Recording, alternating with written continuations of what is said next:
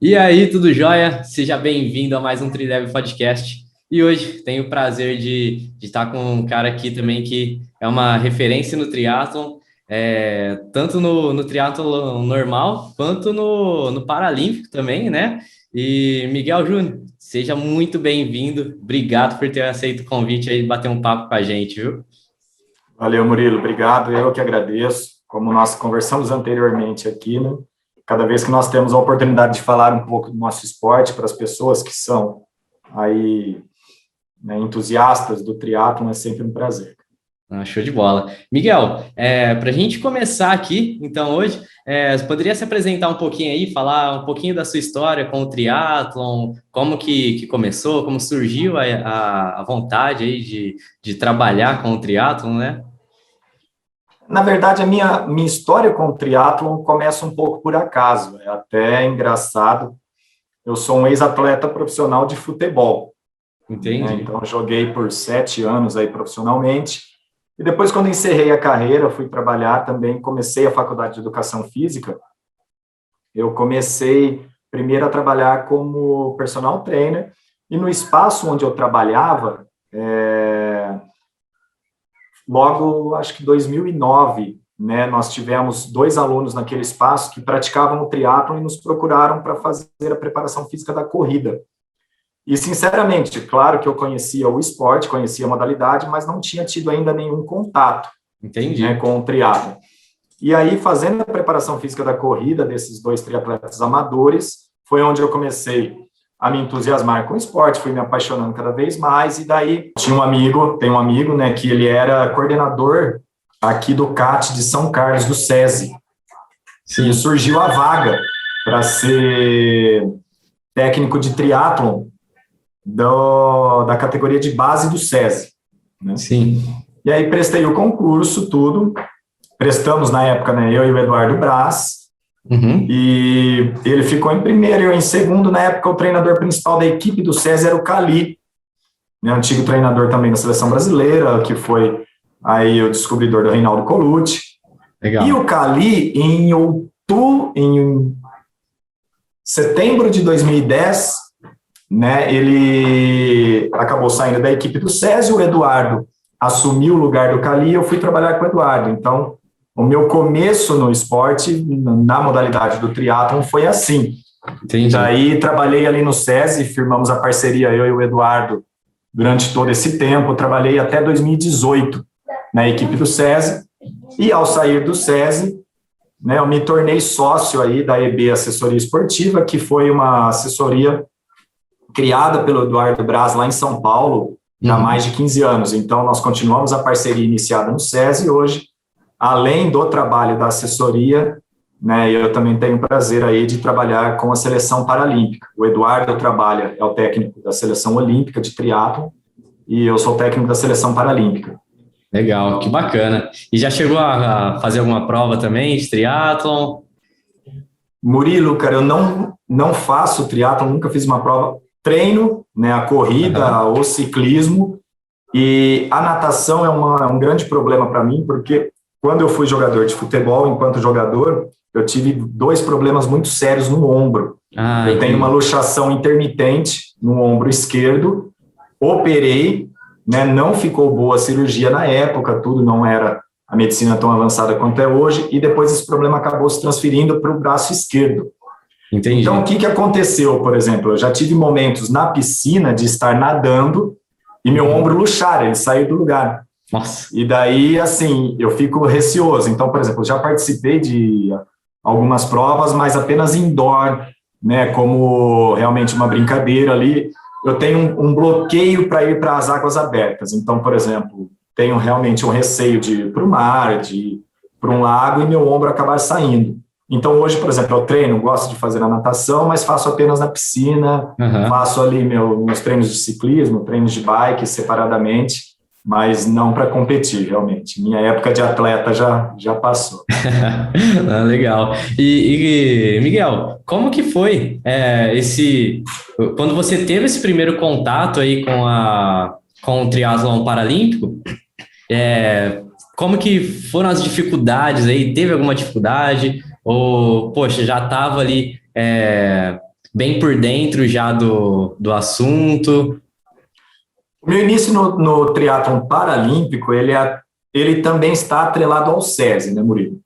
O que acontece? Lá em 2011, quando eu iniciei a minha caminhada no SESI, nós tivemos um atleta, né, o Carlos Rafael, que ele veio dos projetos de iniciação esportiva do SESI.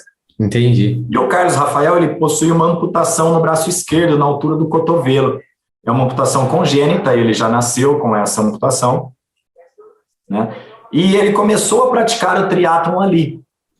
Então, ele iniciou junto com os meninos sem deficiência, na equipe do SESI, na equipe de base. E foi crescendo, 2011, 2012, 2013, foi evoluindo, foi se desenvolvendo junto com os outros atletas. E aí, em 2015, quando ele completou 15 anos, nós lançamos ele na primeira competição oficial de para-triatlon. Sim. Então, de 2015, que foi o início dele, ele não poderia competir antes, porque antes dos 15 anos você não pode largar as provas internacionais, oficiais, profissionais.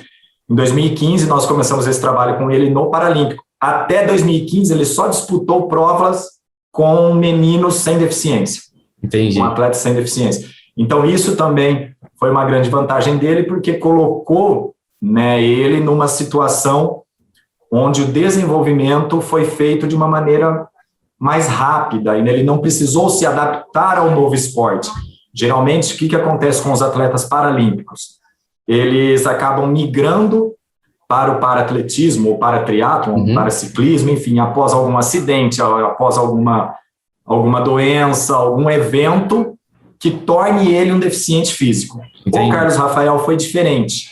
Ele já nasceu com a deficiência, então todas as adaptações, todas as necessidades que ele teve, ele aprendeu a conviver já desde pequeno. Isso Entendi. É uma grande vantagem dele também. Então, o primeiro contato com o para-triatlon foi através dele, e de 2015 a 2016, que foi o período ali da classificação para o Rio, por ele não ter largado as provas anteriormente, porque não tinha idade, Sim. largaram 12 atletas na categoria dele no Rio de Janeiro, ele era o 14º do mundo, em um ano.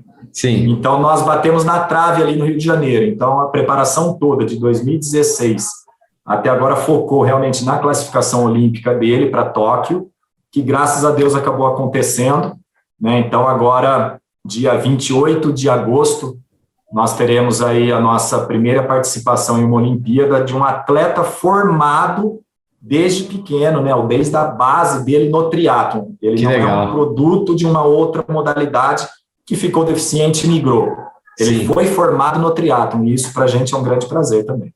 É muito bacana, né? Que até linka um pouco o que a gente estava conversando, que antes de começar a gravação, quanto mais a gente acaba disseminando, né, o esporte aí no Brasil inteiro, mais as crianças já vão olhando, vão gostando, criando essa afinidade pelo esporte. E por que não uma criança que já nasceu com uma deficiência, né, não poderia começar a treinar, né? Então, acho que quanto mais a gente mostrar isso daí, levar, a gente tem o benefício dos jogos também serem transmitidos mundialmente aí, e, poxa, acho que cada vez mais vai ter mais atletas buscando já o esporte, mesmo depois, como se já nasceu com uma deficiência, já nasceu com isso, né? Exato.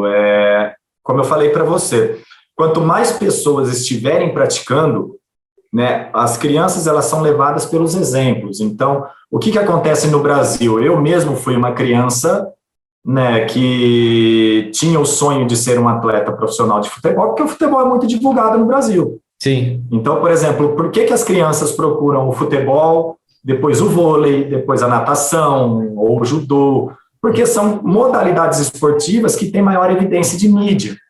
Sim. Então, nós que somos entusiastas do triatlon, entusiastas, né, e amantes da modalidade, nós temos que mostrar que o início do triatlon, ele é igual, Murilo, tanto para uma criança de 5, 6 anos, quanto para um adulto de 30 que quer começar. Ele nada, pedala e corre. Show. Nós batemos muito nessa tecla lá no SESI, né, quando criamos a metodologia de desenvolvimento e trabalho de base nisso. Então, qual que era e qual foi sempre a imagem do triatlon, né, muito divulgada no Brasil? O Ironman, as grandes distâncias, os treinos extenuantes, e isso acabava afastando as crianças. Sim. Quando você tem no esporte, né, na modalidade do triatlon, você tem 3 modalidades esportivas que por si só elas são atrativas. É difícil você encontrar uma criança que não goste de nadar, que não goste de piscina, a menos que ela tenha um trauma ou que ela não foi ali incentivada, mas é muito difícil você encontrar. Bicicleta, é muito difícil você encontrar uma criança que também não goste de andar de bicicleta, né? E o correr é inerente ao ser humano. Você começa a andar, você já daqui a pouco está correndo. Então é muito fácil a iniciação do triatlon. Eu creio que de 10 anos para cá, mais específico aí de uns 8, 7 anos para cá que eu estou vendo, eu trabalho com triatlon há 12 anos aí.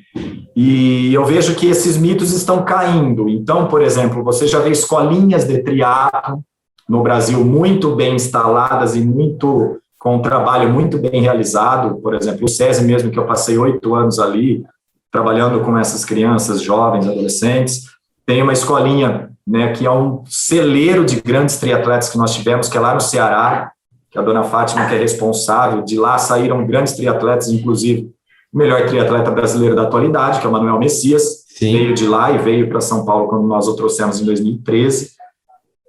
No Paraná tem uma escolinha, um projeto excelente do Juraci Moreira, que ele, inclusive, está fazendo, né, a instalação dessas escolinhas em outros estados do Brasil. Conversando com ele alguns anos atrás, o Juraci é um ex-atleta olímpico, né, 3 participações olímpicas, um dos maiores atletas que nós tivemos. A intenção dele é ter uma escolinha dessa em cada estado do Brasil. Então, você vê que já está mudando. Né? Então, você vê a nossa esperança, a nossa vontade é que daqui a pouco nós tenhamos tantas crianças praticando triatlon quanto nós vemos na natação, quanto nós vemos no judô, e assim a gente vai ter o prosseguimento do esporte. Espero que aconteça o mais rápido possível isso, né, de ter realmente essas escolinhas em todos os estados do Brasil para, trazer realmente o triatlon para as crianças aí, para todo mundo que queira começar a praticar, né? Vai fazer... Exato. É muito interessante, desculpa até te cortar, mas é interessante, por exemplo, em 2015 eu fui convocado pela primeira vez para a seleção brasileira, seleção brasileira escolar. Legal. Né? E nós fomos disputar o Mundial de Triatlon Escolar na França. E daí eu pude ter o contato com vários técnicos de vários países ali. E o que me impressionou muito, por exemplo, que é uma questão que já é muito divulgada há muitos anos, e que ainda no Brasil nós não conseguimos fazer esse link de forma efetiva. O triatlon na Europa começa na escola. Legal. Olha que interessante, nem todas as escolas têm piscina lá, mas o triatlon é realizado na escola. Então é assim, aonde você tem um número grande de crianças, dentro da escola. E por que não é feito? Por que não é ofertada, né, todas as modalidades esportivas dentro da escola? E na Europa é. Por isso que, infelizmente, eles estão à frente, né, nesse quesito. Tem mais crianças praticando. O Brasil é o triplo do tamanho, né, de uma Alemanha, de uma França, enfim, da Espanha. E daí você vê provas de crianças lá nesses países largando 100, 120 crianças. Eu já vi prova lá na Europa. E aqui no Brasil, quando a gente tem o Campeonato Brasileiro Infantil ainda, é difícil ter esse número de participantes. Sim. Então, é uma esperança que a gente tem para o futuro e também aí uma grande batalha que a gente tem de dar prosseguimento nessa questão. Eu tenho base por mim mesmo. Por exemplo, eu fui descobrir que existia o triatlon, cara, com 17, 18 anos. Antes disso, para mim, tinha o atletismo ali, a corrida de fundo, e não sabia que existia um triatlon. Depois que comecei a ter mais contato, nossa, falei, poxa, dá para praticar, dá para fazer também, né? Aí que eu comecei a me inserir um pouquinho no esporte, né? Então, poxa, faltou realmente apresentar, né, para mim. Então, eu Falta não você tive... conhecer antes. Exatamente. Se eu tivesse conhecido talvez com, sei lá, 10 anos ou até antes, poxa, daria para estar praticando desde lá, né? Exato, mas isso acontece na maioria das vezes aqui no Brasil. Então, por exemplo, se você vê um atleta amador aí com 25, 26 anos que começou a praticar o triatlo, ou ele começou por conta de um desafio pessoal, Sim. que ele se colocou, então, por exemplo, ele vê as provas, ele acha interessante, poxa, eu quero fazer para me desafiar. Ou então um amigo apresentou e ele começou a treinar, tomou o gosto. E quando são das crianças, geralmente é porque o pai pratica, ou um tio pratica, ou um amigo do pai pratica e vai dando algumas dicas e daí ele começa. Sim. Então é assim, após a minha saída do SESI, eu voltei a dar aula em escola, eu também dou aula em uma escola aqui de São Carlos. Legal. A última vez que eu tinha dado aula em escola foi em 2007, eu fui dar aula em escola de novo em 2019, foram aí 13, 12 anos sem estar na escola. E a primeira coisa, aí vai muito também dos diretores e dos administradores escolares. Quando eu ofereci para ele, a minha grade de trabalho e inseri o triatlon como uma modalidade a ser praticada lá na escola, ele achou interessantíssimo, ele gostou. Que legal. Então, assim, como você vai fazer o triatlon aqui, eu não sei, porque eu só tenho a quadra e uma parte de grama. Agora, isso é com você, ele falou para mim. E me deu essa liberdade. Então, se nós tivermos essa liberdade do professor poder trabalhar isso na escola, não só com triatlo, com outras modalidades, enfim, que não tem tanta divulgação, com certeza a gente consegue sair daquela pirâmide do futsal, vôlei, basquete e handebol, que são aí o quarteto, não uma pirâmide, mas um quarteto da educação física brasileira. Se a gente conseguir sair disso, cara, com certeza a gente vai ter aí o desenvolvimento de muitas modalidades. Com certeza. E Miguel, sobre o paratriatlon, quais são as categorias que existem hoje? E, por exemplo, eu sei também que não são todas que acabam indo para os Jogos Paralímpicos, né? Você pode explicar para a gente quais são essas categorias? O paratriatlon hoje ele está dividido em 6 categorias. Eles têm, são divididos o PTW, que são os cadeirantes, e aí tem PTW H1, que é o H1 e o H2, H1 e H2, que tem diferenças por conta da limitação e do grau da lesão. Entendi. Aí nós temos os PTVIs, que são os blinds, os deficientes visuais, que daí eles praticam o triatlon com um guia também. Temos depois as categorias que elas são divididas diante da limitação do atleta. Então é feita uma classificação funcional dos atletas e a partir da deficiência dele você tem a classificação dele dentro das categorias, que daí são a PTS2, PTS3, PTS4, PTS5. Entendi. Então, são essas 6 categorias. E aí, dependendo da classificação que você tem, você é classificado dentro de uma classe, porém, o IPC, que é o órgão que regulamenta as modalidades esportivas do paradesporto em si, eles não conseguem ainda atender todas as classes dentro dos Jogos Olímpicos, por limitações de logística, várias limitações que, infelizmente, se dispõem. Então, por exemplo, para essa Paralimpíadas de Tóquio, nós temos aí 4 categorias no masculino e 4 categorias no feminino. Apenas. Sim. Os PTWs, então, tanto masculino quanto feminino estarão presentes, que são os cadeirantes. Uhum. PTVI, também, tanto masculino quanto feminino. Na PTS5, onde nós brasileiros temos 2 atletas, o Carlos Rafael Viana, que trabalha com a gente aqui em São Carlos desde o início, e mais o Ronan Cordeiro. O Jorge Fonseca, PTS4, e daí nós temos a Jéssica Ferreira, que é de Ribeirão Preto, aí nas cadeirantes, Legal. Então, a nossa esperança é que também o IPC e o Comitê Paralímpico Internacional consiga, para os próximos Jogos, aumentar o número de praticantes, aumentar aí as classes acolhidas dentro dos Jogos. Sim, nossa, maravilha, legal. E todos eles competem juntos ou Ou são, são Não, são largadas separadas? diferentes. Isso, Legal. largadas separadas. Geralmente, a categoria PTS 5, né, são aquelas que os atletas têm o menor grau de deficiência. Entendi. Então, por exemplo, os nossos 2 atletas têm deficiências em membros superiores. Né? O Carlos Rafael tem uma amputação no braço esquerdo. O Ronan, além de ter amputação dos dedos das mãos, ele também tem a deficiência na questão do omoplata, muscular de movimento. Entendi. Então, eles geralmente são os primeiros a largar, porque menos deficiência você consegue completar mais rápido a prova e daí você acaba não criando grande trânsito durante. Mas eles são separados como se fossem as largadas separadas aí de um Ironman, para quem já viu, para quem já conhece. Você tem os horários separados, eles fazem um cálculo, né, de mais ou menos a duração da prova, para você não ter esses congestionamentos durante a competição. Show, maravilha. E na parte do treinamento, a gente sabe aí que a fisiologia vai acabar sendo vai acabar sendo igual de um atleta não amputado, um atleta que não participa do paratriatlon, mas tem alguma especificidade, tem algum ponto aí que acaba tendo que ser diferente nos treinamentos, ou acaba sendo parecido?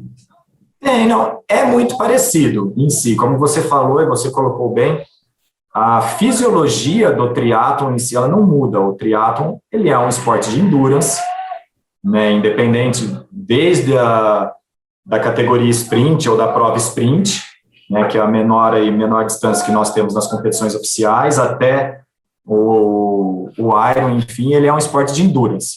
Porém, dependendo do seu atleta, você vai ter que fazer algumas adaptações. Por exemplo, nós, aqui em São Carlos, com o Carlos Rafael Viana, por ele ter iniciado no esporte junto com os meninos sem deficiência, e ele ter, por exemplo, a deficiência dele ser já, desde quando ele nasceu, ele aprendeu a se adaptar às situações, então ele aprendeu a nadar com metade de um braço.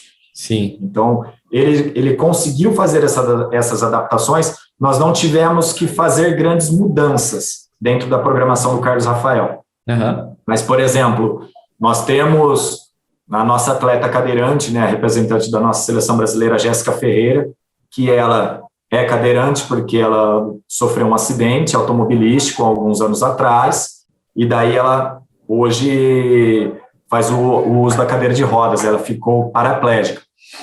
Então, por exemplo, ela não tem sensibilidade da cintura para baixo. Entendi. Então, o que acontece? A fisiologia dela é diferente dos meninos, por exemplo, dos meninos em si, dos outros atletas que nós temos, das pessoas. Por quê? As refeições dela, o tempo de digestão é diferente. Entendi. Então, por exemplo, quando nós marcamos um treino da seleção brasileira, eu tenho que fazer o treino de acordo com as necessidades horárias dos meninos e de acordo com as necessidades horárias dela. Entendi. Por ela ser cadeirante, então ela faz natação, ciclismo e a corrida só com a força dos membros superiores. Sim. Então, o treino de força dela é totalmente diferente dos meninos, é direcionado para que ela utilize a maior força possível e otimize, né, essa força de membros superiores. Então, dependendo do atleta que você tem, você terá que fazer adaptações. Não na preparação, na programação de montagem, né, da estrutura do macrociclo desse atleta, mesociclo, microciclo, mas sim de acordo com a necessidade que ele apresenta para você. Entendi. Então, por exemplo, nós temos você tem um atleta que ele tem uma amputação do braço, né, de um braço esquerdo, e você tem um atleta que ele tem uma amputação da perna. Sim. Esses atletas, na estrutura do treino, eles podem realizar os mesmos treinos? Podem. Eles podem realizar as mesmas sessões de treinos? Podem. O que você vai ter que adaptar? Por exemplo, o ciclismo, para esse rapaz, para esse atleta ou essa menina que tem amputação na perna, você não vai ser igual ao menino que tem amputação no braço. Sim. Ao mesmo tempo que na natação isso vai mudar. Então, você vai ter que, de acordo com o seu atleta, né, o atleta que você está trabalhando, você vai ter que fazer as adaptações necessárias na programação dele. Sim, cada categoria ali vai ter os seus benefícios em cima da outra categoria e as suas desvantagens também, né? Exato. Cada atleta apresenta uma característica individual, né, única, inclusive, dele, que vai necessitar de adaptações diretas para ele. Show. Então, é essa que é a nossa realidade hoje aí do paratriatlo. Sim, não vai ter uma receita de bolo ali, né? Cada um vai ter a sua adaptação dentro do esporte. Isso, e até porque nesse nível profissional, nesse nível de atleta olímpico, tanto os atletas deficientes quanto os atletas convencionais, né? Cada atleta você tem que tratar de forma individualizada, né? Quanto mais você conseguir individualizar esse atleta dentro das melhores características, buscando, né, amplificar as qualidades que esse atleta tem, você vai dar um passo muito importante para você ter o melhor dele. Show. Então, não existe uma receita nem para os olímpicos e nem para os paralímpicos. Cada atleta nesse nível é muito individualizado, a preparação tem que ser minuciosa para ele, realmente. Maravilha. E o treinamento de força está sempre presente também para esses atletas? Sempre, importante. Legal. Nós tínhamos, né, há um tempo atrás, mas isso já há muito tempo. O trabalho de força ele vem sendo utilizado no triatlon já há algum tempo. Já vamos colocar aí, há 10 anos, que você tem aí uma desmistificação. Sim. Daquele triatlon tradicional, lá dos anos 80, 90, onde esportes de resistência não trabalhavam força, por deixar o atleta mais pesado. E o que a gente vê hoje no triatlon, principalmente o triatlon olímpico? Né, nós temos aí atletas cada vez mais potentes, sim, cada vez mais fortes, né, principalmente depois aí que nós tivemos no ano 2000 o advento aí das provas com vácuo, né, que para serem introduzidos nos jogos, essa acho que foi a principal mudança que nós tivemos, a introdução do vácuo no esporte, no triatlon olímpico. Nós temos visto aí um desenvolvimento e uma geração muito mais forte, onde o trabalho de força é essencial. Não tem como hoje você conceber um atleta olímpico sem trabalhar força. Show. Não, é impossível. Ah, legal. Isso daí é importantíssimo também para o pessoal ouvir, principalmente para quem tem esse preconceito ainda, né? Acha que vai ficar pesado, vai atrapalhar o rendimento, né? E assim, eu falo mais, independente da distância que você escolha, se você é um atleta amador que pratica o sprint triathlon ou o triathlon standard ou meio Ironman 70.3 ou Ironman, você vai ter que inserir o trabalho de força na sua programação. Aí vai depender do seu treinador, da sua programação com ele, se você vai fazer 2, 3, quantas vezes por semana você vai fazer esse trabalho, mas é essencial, não tem como você falar que um atleta hoje de triatlon não pratica o trabalho de força, não faz trabalho de força. Show, maravilha. E, Miguel, acho que essa é uma das perguntas que eu acredito ser mais importantes também para a carreira de todo treinador. O que você aprendeu que curso nenhum te ensinou? Principalmente trabalhando com esse pessoal. Murilo, eu vejo, cara, que assim, o triatlon em si, ele é um esporte individual, de prática individual, porém, cada vez mais eu vejo o trabalho em equipe surtindo muito efeito. Quando eu iniciei o trabalho lá na equipe do SESI em 2011, junto com o Eduardo, nós tivemos uma sorte tremenda e também foi uma felicidade para a gente iniciarmos o trabalho dentro de uma equipe. Sim. E por que isso? Porque cada elemento dessa equipe tinha a sua especificidade e a sua força individual em cada modalidade, e um acabava levando o outro a se desenvolver. Então, isso para nós é cada vez mais latente. Por exemplo, se você ver as grandes equipes mundiais, os atletas treinam juntos. Hoje você não tem grandes atletas do circuito mundial treinando separadamente sozinhos. Apesar da nossa modalidade ser uma modalidade individual, sim, o trabalho em equipe, o trabalho em conjunto hoje está surtindo muito efeito. Então, cada vez mais você vê camps de treinamentos dos grandes atletas. Sim. Você vê os atletas amadores, por exemplo, quando você consegue unir um grupo para treinamento, os treinamentos ficam melhores, você vê resultados melhores e você vê os atletas treinando melhor, com mais disposição, você vê eles treinando de forma mais leve, aquilo que era maçante acaba ficando melhor. Por quê? Porque você tem um componente essencial, que é a convivência. Sim. Apesar de, na hora da prova, cada um querer fazer o seu e tem que realmente dar o seu melhor sozinho ali, mas o treinamento em grupo, o treinamento em conjunto faz muita diferença. Então, isso é algo que em curso nenhum você vai encontrar, né? E também o que eu vejo em 11 anos aí de trabalho com o triatlo é que cada vez mais, quando você busca o trabalho individualizado para potencializar as características e capacidades de um atleta, vai surtir mais resultado. Como você falou anteriormente, não existe uma receita de bolo.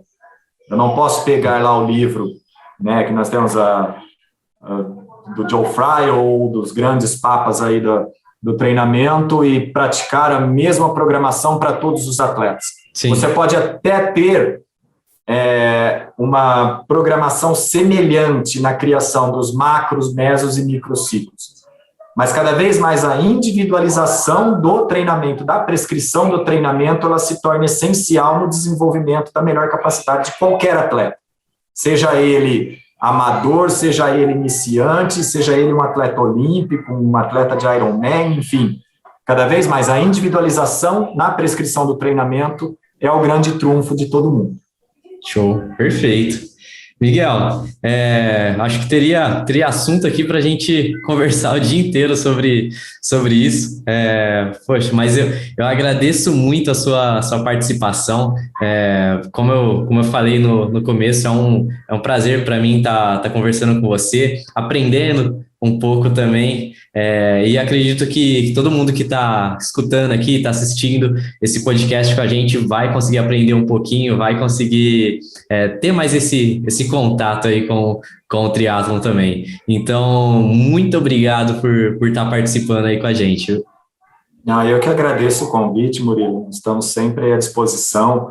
Como eu falei para você, falar sobre triatlon para mim é um grande prazer, é a minha grande paixão, né? O esporte que me acolheu, que me recebeu e me deu a oportunidade de conhecer o mundo, né? Então, eu sou muito grato ao triatlon e espero cada vez mais poder falar sobre ele e poder levar o triatlon aí para as pessoas que ainda não o conhecem e para aqueles que são os amantes da modalidade como nós.